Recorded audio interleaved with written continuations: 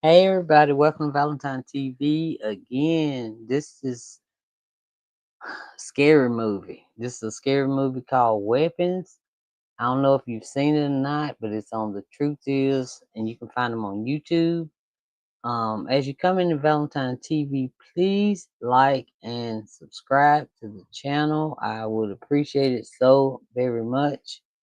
And I'm trying to redo the studio, make a studio, a better one, so I could use all the help I can get, even if it's $1.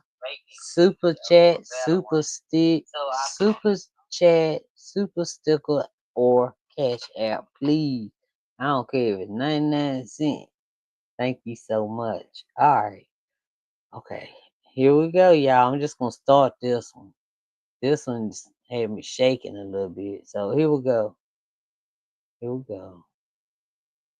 Weapons is being called one of the best horror films of 2025. With an impressive 93% Rotten Tomatoes score and tons of praise from critics, the movie has been a big success since its release. If you're one of the people who saw this movie, then you already know how disturbing the plot is. But what if I told you that behind the surface level plot lies an even darker story? One that may connect this movie to a sinister conspiracy and even a real life mysterious death. By the end of this video, you will likely see Weapons in a whole different horrifying way, and you will realize that Weapons is more than just a horror movie, but instead an expose. Hey guys, I hope all is well. Welcome back to The Truth Is, where I drop new videos exposing the truth weekly. Y'all, oh, excuse me. Also, I'm gonna start letting him say what he gotta say, because sometimes he has started letting you know something about the video which is about to play, okay? So here we go. In today's episode, we will be talking about the horror movie Weapons. I want to warn you that there will be spoilers ahead. But before we begin, make sure to subscribe, like, comment, and share this video so we can get this video seen by as many people who need to see it. Simply by leaving a like and a comment, you can help this information spread to others. I want to thank you all. Now, let's get right into it.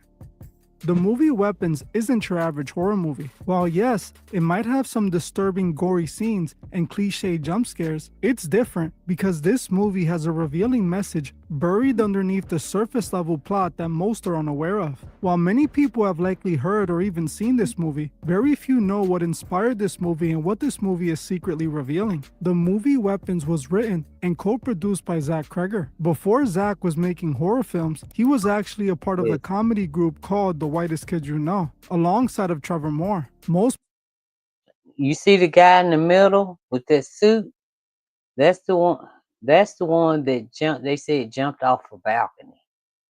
Jumped off a balcony, and see his friend that's to his right, to my left, is the one that's making this movie. That's writing the movie. It's like he's trying to tell us what happened to his friend, like real life, all real life stuff. Okay, so here we go. People don't know that this movie is actually dedicated to Trevor Moore, who died in a mysterious accident in his home back in 2021. While Weapons might not seem related to the death of Trevor in a direct way, Zach has admitted that the death of his friend inspired this movie, dedicating the film to him, releasing it on the 4th anniversary of his death. He actually hid tributes to Trevor in the movie, and it seems to reveal something sinister about his death. But we're getting ahead of ourselves here. We will come back to this later in the video, so make sure you watch to the end. Before I can expose what this movie reveals about Trevor's death, I first need to provide you guys with a quick breakdown of the movie. I want to warn you that there will be spoilers ahead. If you've seen Weapons, then you know the story is told in a scrambled timeline, which was the part of the movie that I didn't like. It made it feel like it was all over the place. So for the sake of proper storytelling, I will only talk about the main storyline of the film. The movie is about a family that consists of a mom, dad, and a child named Alex. Alex and his family take in their strange aunt named Gladys, who is extremely sick and dying. The next day after his aunt arrives to stay with them, his dad dropped Alex off at school. When school was finished, Alex wasn't picked up by his parents for some reason, so he ended up walking home by himself. When he got home, he noticed his parents were acting unusually. They were both sitting at the dining room table, staring into space, responding to him strangely, and barely moving. Out of nowhere, this is when his Aunt Gladys shows up and tells him his parents are fine. What would y'all have done? Y'all know I have to stop it, okay? This is a reaction channel. So what would y'all have done if y'all have walked up in there and you see how he look? He already knows something is up. The little boy is smart. He already knows something ain't right with his parents. But let's keep But going. Alex knows there's something up and throws a cup of water in his father's face, who barely reacts. This angers Gladys, who then sends Alex to his room. The next day, Alex wakes up and goes downstairs to find his parents still sitting in the same spot he left them, with Aunt Gladys sitting by them. Gladys tells Alex that he is not to tell anyone that she is at their home or that their parents are acting the way that they're acting. She then shows Alex that she has full control over his parents. She Look at does this that. by doing some sort of witchcraft ritual See? that allows her to control his parents. She uses it to force them to poke themselves in the face with forks Oh. right in front of him. Alex tries to stop them, but they won't stop or listen to him. They only stop after Gladys commands them to. On Gladys' See? This is some crazy crap. But I'm trying to tell y'all, this is a Illuminati, witchcraft, whatever y'all want to call it, mess. That people be like signing them contracts, all this stuff. I be trying to say it, but it's hey, I'm gonna show you. then tells him that she would do way worse to his family if he doesn't listen to her. Alex then goes to school and does what Gladys says and tells no one. When he got back home later that day, Gladys told him that he must feed his parents, which he does. The next day, Alex sees his Aunt Gladys looking sick. She called him into her room and told him that she was very sick and believed his parents would have made her feel better. But whatever ritual she did to them didn't heal her. She then tells Alex that he can make her feel better. All he needs to do is go to school and bring back one item that belongs to every student in his class, which Alex does the next day. I wonder if he would have took some and just put it through her head. Y'all know what I'm talking about? Through her head while she was laying there sick. If that would have helped a whole lot. Just asking.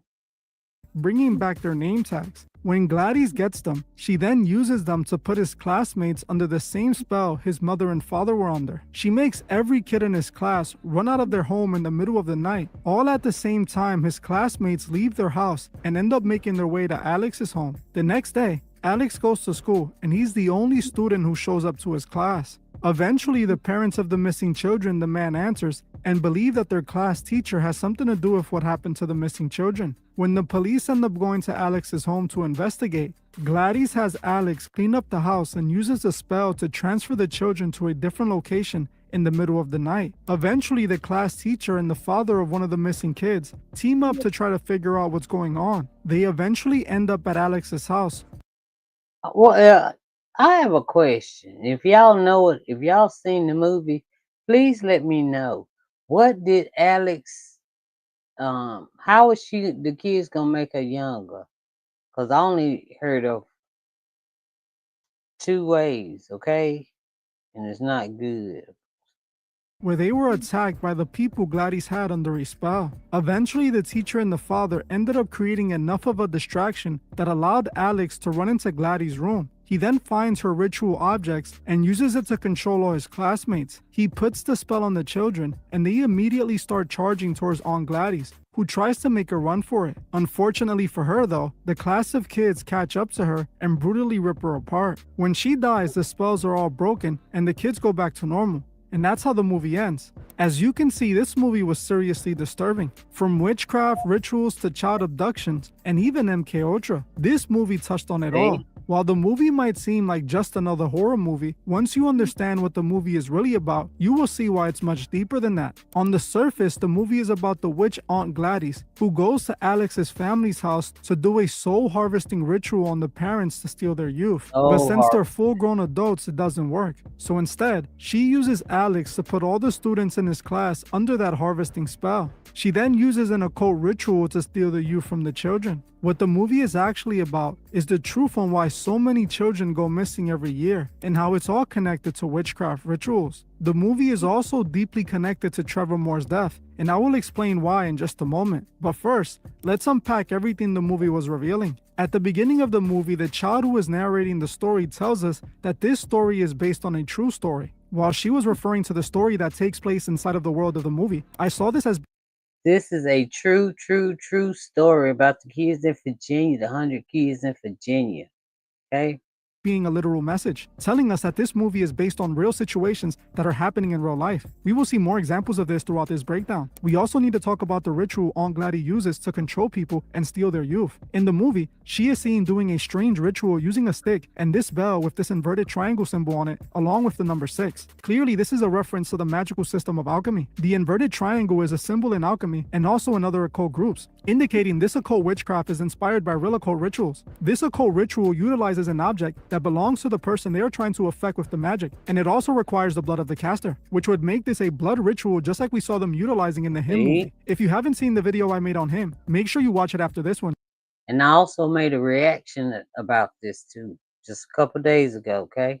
You're not going to want to miss it. The link would be in the description. This spell not only harvested the souls and stole their youth, but also forced a person under the spell to become zombie-like. Believe it or not, some people believe that they can use witchcraft to turn people into their zombie puppets, like the Haitian voodoo zombie spell. This is used to turn people into zombie slaves. The main purpose of putting the children under the spell was to steal their youth. We all know that children abductions are a huge problem all over the world, with hundreds of thousands of children going missing each year. I recently made a Patreon exclusive on the disappearance of 100 kids in Virginia in just 1 month. This movie to me explains why so many children are going missing. It tells us why these monsters are going after the children and what they're doing to so many of them. Coincidentally, they released a movie about a class full of children going missing around the same time 100 kids randomly go missing in Virginia. We know they're after the children, and this is the very thing Gladys was showing us, showing that she was using occult rituals to harvest the souls and the youth of these children. We know that the elites did the same on Epstein's Island, and this is still going on to this very day. This is what this movie is truly about. It's showing us the disturbing reality of the world, why that Epstein list will never come out. Now, like I said earlier, Zach Cregger was inspired to create this movie by Trevor Moore's death. You may be... Y'all heard what they were saying, Epstein Island? Y'all know I'm just stopping because I got to do that. Okay, here we go. All right. Time for my niece. Wondering in which way though? For starters, Zach admitted this himself during an interview. On top of this, he also released a movie on August 7th, the same day Trevor Moore died. August 7th, 2025 would have been the 4th year anniversary of his death. Zach also hit some Easter egg tributes that were directly intended to allude to the death of his good friend Trevor Moore. For instance, the scene that showed the principal and his partner eating 7 hot dogs was in reference to Trevor Moore. In this scene, Aunt Gladys shows up and uses a ritual to force the principal to kill his partner. There's also another scene that's connected to Trevor. It's believed Trevor Moore died around 2:30 a.m. after mysteriously falling off his balcony. In the movie, Alex wakes up at 2:15 a.m. to find Aunt Gladys doing a ritual to bring all the kids to the house. This is around the same time it's believed Trevor Moore mysteriously fell off his balcony. Now you may be wondering what was the connection between these scenes and Trevor Moore's death. Why would Zach Cregger dedicate a movie about witchcraft and child abductions to his friend Trevor Moore? He released the movie on the 4th year anniversary of his death. Well, this is where things start to get eerie. If any of you have seen my Patreon exclusive video on Trevor Moore, you know exactly why Trevor Moore is dead. See, Trevor Moore wasn't your regular comedian. He was known to put controversial subject matters into his comedy skits, more often than not, using his skits to expose Hollywood's elite PDF files. Trevor actually made several skits that are now truly alarming, like this music video that was a parody of Justin Bieber's video. The video literally exposed how the industry was grooming and being inappropriate with him. Or this skit where he straight up exposes the Hollywood elite for making talent sell their souls and participate in rituals with children. I can't play the actual audio of these skits because the video will get blocked, but I do show them on the Patreon exclusive video about Trevor. And I'm gonna go look at it, but I'm sure I probably can't play it either. But I'm going to get the one about the kids in Virginia. I'm going to get it and see if I can play it. Okay. More. One thing was clear, Trevor was exposing the elite satanic child rituals through his work. So many of his comedy skits were all about exposing what the elite are doing. They even showed a scene in the Justin Bieber video that shows them worshipping Baphomet. This has led many people to believe Trevor Moore didn't accidentally fall off a balcony. This is what I believe Weapons is telling us too. Just think about the 2 moments they make direct references to Trevor. It's when the witch is using the spell and the scene where Aunt Gladys puts the spell on the principal and makes him kill his boyfriend. Also the scene where Alex wakes up and Gladys is putting the spell on the kids. The spell that puts victims under mind control. In the movie, Gladys uses the ritual to turn people into literal sleeper cell assassins. When she activates them, they don't stop until they take out the target she sixed them on, like we saw with the scene of the principal attacking the teacher. All of this was awfully similar to what MKUltra was being developed for. Starting in the late 50s, the CIA were developing a method to brainwash and control a person in order to turn them into sleeper cells. This movie clearly alludes to the ritualistic aspect of this, how Gladys uses a ritual to turn people into her mind-controlled puppets, making them do whatever she wants them to, like she did to Alex's parents when she made them poke themselves repeatedly with a fork. I believe Zach Cregger was trying to secretly reveal what happened to his best friend. telling us through the plot of this movie that his friend was put under this hypnosis mind control to make him do what he did that night. He didn't fall by accident, but was manipulated to. It's obvious. The reason they did this to him was because he was exposing them through his work. I believe Zach was showing us in this movie what they did to Trevor Moore. To me, this could also point to why a person would randomly wake up and decide to harm a bunch of people for no reason. They were likely put under this same trance-like ritual. This movie was eye-opening just like him. Just like him, we can find plenty of occult symbols too, like the bell I spoke about earlier in this video, or even this scene where the lottery prize was shown 666. Y'all see it over there. Y'all. Ooh.